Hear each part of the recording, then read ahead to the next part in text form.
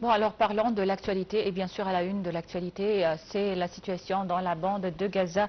La situation reste extrêmement fragile alors que la mise en œuvre de la deuxième phase de l'accord de cessez-le-feu est confrontée à de sérieux blocages, faisant craindre un effondrement total de cette trêve dans la bande de Gaza. Pour parler de ce sujet de l'actualité, on a le plaisir d'accueillir au bout du fil monsieur l'ambassadeur Moataz Ahmadine, ancien représentant permanent de l'Égypte auprès de l'ONU. Bonjour monsieur l'ambassadeur. Bonjour madame Hussein, merci pour m'avoir appelé. Bonjour Votre Excellence. Et donc on parle aujourd'hui de la situation dans la bande de Gaza, la deuxième phase de cet accord de trêve dans la bande de Gaza. Et pourquoi donc cette deuxième phase de l'accord de trêve piétine? Pourquoi c'est difficile à aboutir ou à appliquer donc cette deuxième phase? Bon, tout simplement parce que l'accord de paix ou le plan de paix de Trump est un plan imparfait, qui n'est pas équilibré du tout. Et même la première phase n'a pas été mise en œuvre. Il y a toujours le bombardement quotidien par les Israéliens. Il y a toujours le blocage de l'aide humanitaire.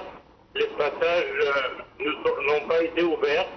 Et alors, il faudrait plutôt parler de la première phase avant d'aller vers la deuxième. D'autre part, Israël insiste à commencer par, ou plutôt mettre le chariot avant le cheval et commencer avec l'armement des factions palestiniennes et notamment des Hamas, ce qui n'est pas du tout pratique.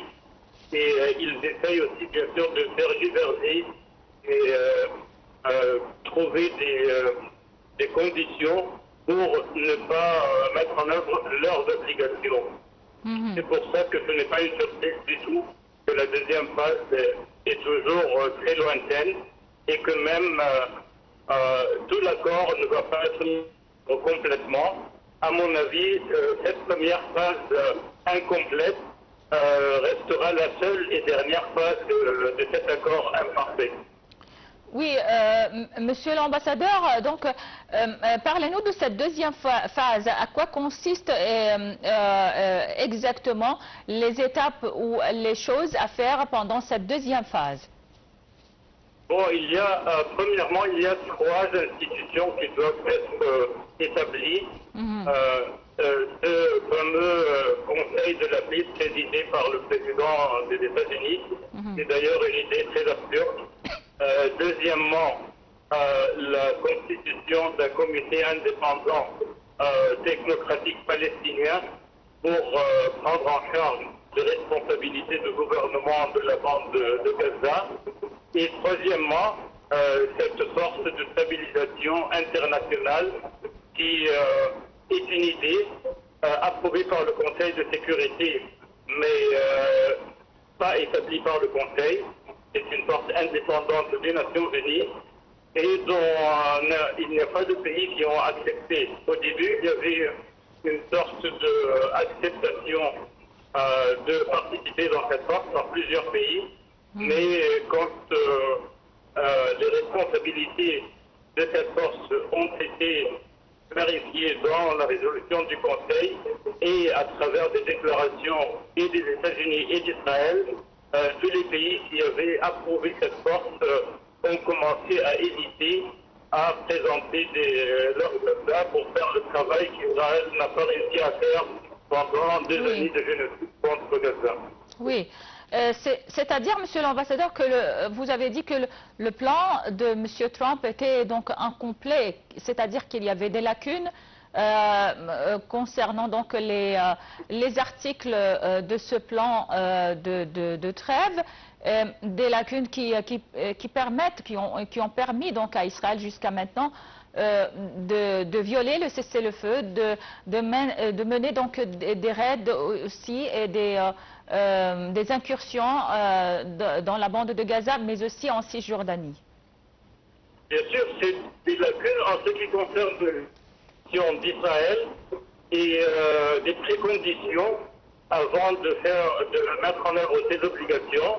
Mais en ce qui concerne les Palestiniens, il y a des obligations très claires et très strictes, et même envers les médiateurs arabo-musulmans, c'est-à-dire le Qatar, la Turquie et l'Égypte.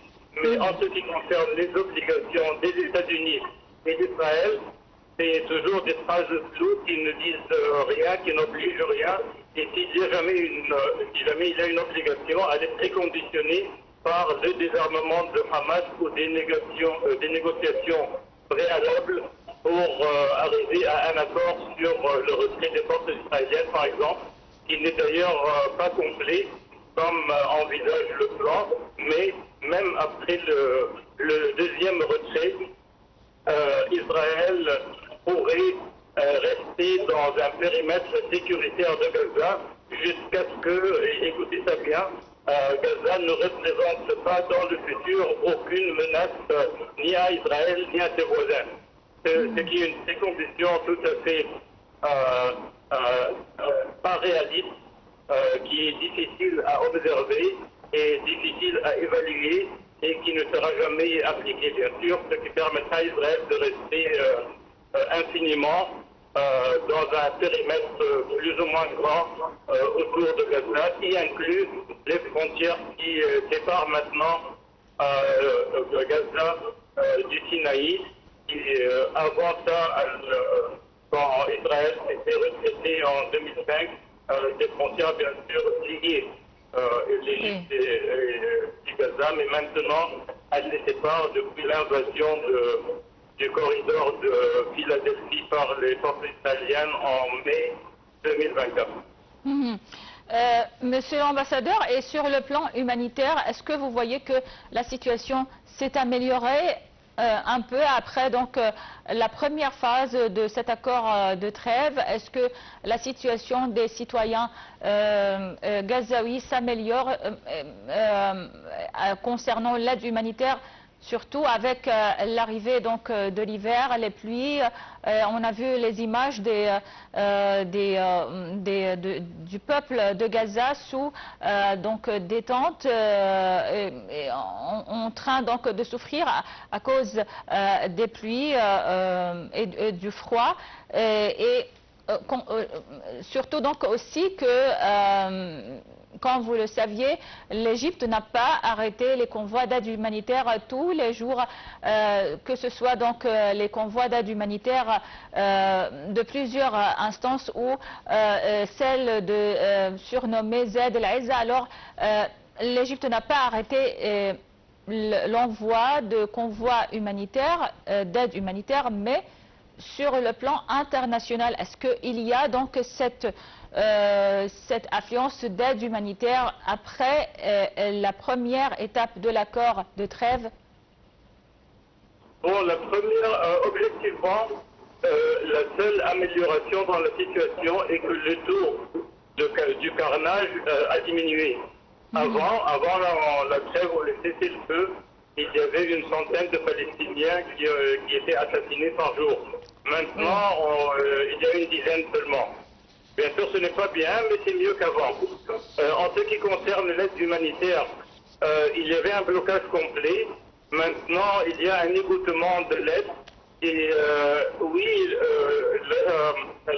la communauté internationale et l'Égypte, ils essayent de faire pénétrer l'aide le plus que possible. Mais on ne peut pas dire que l'aide entre quotidiennement parce que Israël bloque toujours l'aide. Elle n'a pas ouvert le passage de Rafah. Elle pose toujours des problèmes à l'accès de l'aide humanitaire et même elle empêche les organisations et les agences associées aux Nations Unies de participer dans la distribution de l'aide. Malgré que le plan de Trump, je crois le paragraphe 9 ou 8, il dit spécifiquement que l'aide humanitaire devrait être distribuée par les agences des Nations Unies. Et hier seulement, Israël a interdit d'autres agences indépendantes humanitaires comme Médecins sans frontières de travailler dans Gaza et dans la Cisjordanie avec des causes, bien sûr, qui ne sont pas des causes ridicules, je dirais, Oui. qui ne sont pas acceptables. Alors, Oui. je ne peux pas dire que la situation s'est améliorée. Même la détérioration des conditions climatiques, maintenant, ont affecté la population palestinienne, comme on voit et on écoute chaque jour. Et jusqu'à maintenant, Israël empêche l'accès à la pénétration des outils et des nécessaires pour aménager les rues, les hôpitaux et la reconstruction, ce qui est une partie de la première phase. Alors il faudrait bien sûr que la communauté internationale insiste à mettre en œuvre la première phase avant de parler de la deuxième phase, laquelle Israël et les États-Unis insistent à commencer par désarmer le Hamas avant d'avancer vers cette fameuse ou infameuse deuxième phase. Oui, et concernant donc cette première phase, le cessez-le-feu qui est bien sûr violé tous les jours par Israël, est-ce que ça va durer comme ça? Est-ce que ce cessez-le-feu donc qui est, je peux dire, violé par Israël, est-ce que ça va durer jusqu'à quand? Est-ce que ça va être donc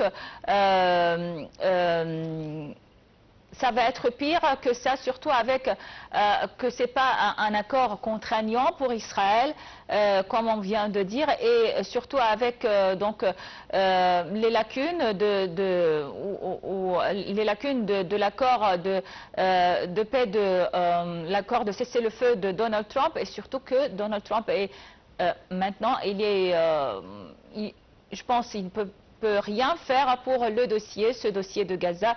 Il est occupé par d'autres dossiers comme le Venezuela, l'Ukraine, le Groenland, d'autres aspirations. Oui, moi, comme je disais tout à l'heure, à mon avis, la première phase ou la première étape de ce plan de Trump resterait la seule et dernière étape. Parce qu'Israël est confortable comme ça. Et avec les autres distractions, elle maintient sa présence dans plus de 55% de la surface de Gaza, avec la limitation du carnage. Elle ne fait pas face aux différentes condamnations internationales, pas au même niveau qu'auparavant.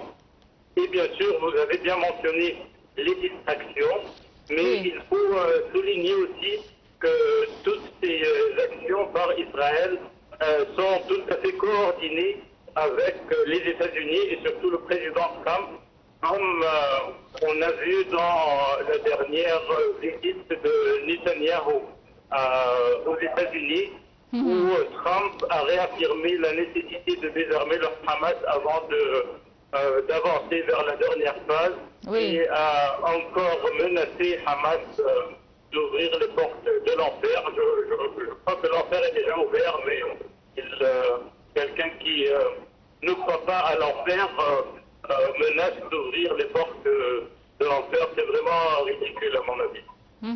Ma dernière question, Monsieur l'ambassadeur, c'est concernant le Hamas justement. Comment vous évaluez donc le statut actuel de ce mouvement de résistance, sa position ou ses réactions actuelles sur ce qui se passe dans la bande de Gaza? Bon, à mon avis, la situation de Hamas est forte sur le terrain. Ils maintiennent leur présence dans la partie de Gaza d'où les forces israéliennes se sont retraitées. Et c'est d'ailleurs intéressant que le plan de Trump, qu'il n'a jamais laissé ou n'a jamais cédé concernant la Riviera ou Riviera, établir une Riviera touristique en Gaza, Trump insiste à le faire avec des idées nouvelles comme la question d'une cité technologique. Oui. Mais le seul problème, c'est que théoriquement, ou même non pas théoriquement, sur le terrain, c'est les Palestiniens, c'est le Hamas qui est au bord de la mer maintenant. Oui, alors donc Oui, parfait. Alors, monsieur l'ambassadeur Montaz Ahmadine, ancien représentant permanent auprès de l'Égypte, auprès des Nations Unies, merci beaucoup pour votre intervention et passez une excellente journée. Donc, on va tout de suite enchaîner avec la suite, le reste de Bonjour l'Égypte.